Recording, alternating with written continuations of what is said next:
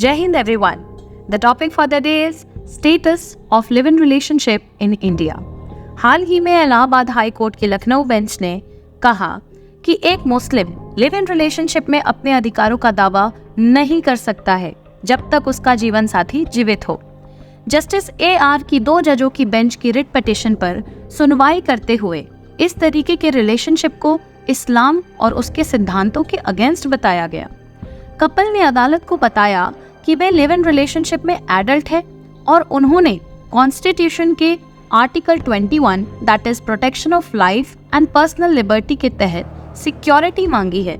हालांकि जजेस ने कहा इस्लामिक सिद्धांत सबसिस्टिंग मैरिज के दौरान लिव इन संबंधों की परमिशन नहीं देता। यदि दोनों व्यक्ति एक दूसरे से अलग हैं तो सिचुएशन डिफरेंट हो सकती है।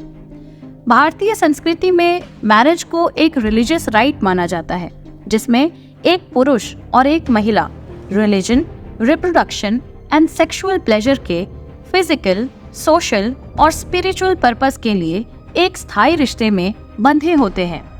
जनरली भारतीय समाज में लिव इन रिलेशनशिप को पसंद नहीं किया जाता है। इसे अभी भी हमारी संस्कृति में पूरी तरीके से एक्सेप्ट नहीं किया जा रहा है और इसमें इंक्लूडेड लोगों को सोशली अनएक्सेप्ट किया जाता है। अगर लिव इन रिलेशनशिप काम नहीं करता है तो मैरिज की स्थापित संस्था में फिर से प्रवेश करना और भी मुश्किल हो जाता है, खासकर वुमेन सोसाइटी के मामले में रिजेक्शन और इससे जुड़े कलंक के कारण।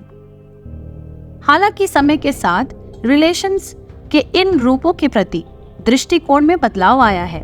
लिव इन रिलेशनशिप को सोसाइटी एक्सेप्ट करने लगी है। सुप्रीम कोर्ट ने हाल ही में अपना फैसला सुनाया कि लंबे समय तक साथ रहने वाले किसी भी कपल को लीगली मैरिड माना जाएगा जब तक कि अन्यथा साबित ना हो जाए।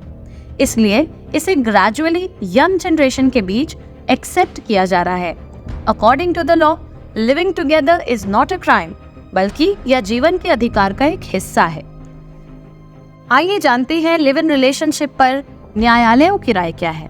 सुप्रीम कोर्ट ने Lata Singh versus state of UP 2006 में डिसीजन दिया कि ऑपोजिट सेक्स के 2 पर्सन्स एक साथ रहकर कुछ भी इल्लीगल नहीं कर रहे हैं।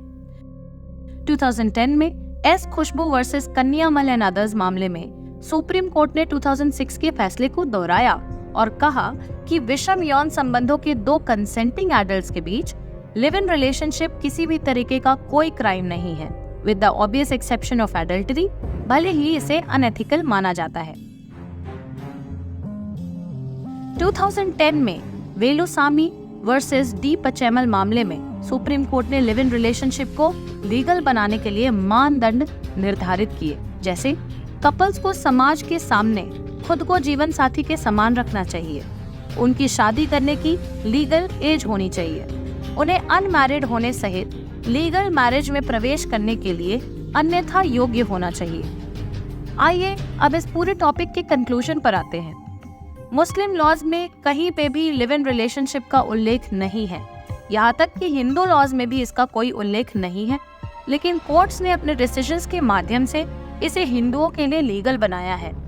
यहाँ तक कि ऐसे रिलेशन से पैदा हुए बच्चों को प्रॉपर्टी राइट्स भी दिया गया है।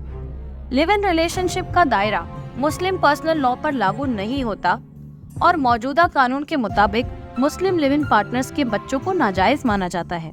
अतः इस विषय पर कानून लाने की आवश्यकता है ताकि स्पष्ट हो जाए और अदालतें परस्पर विरोधी फैसले न ले आएं।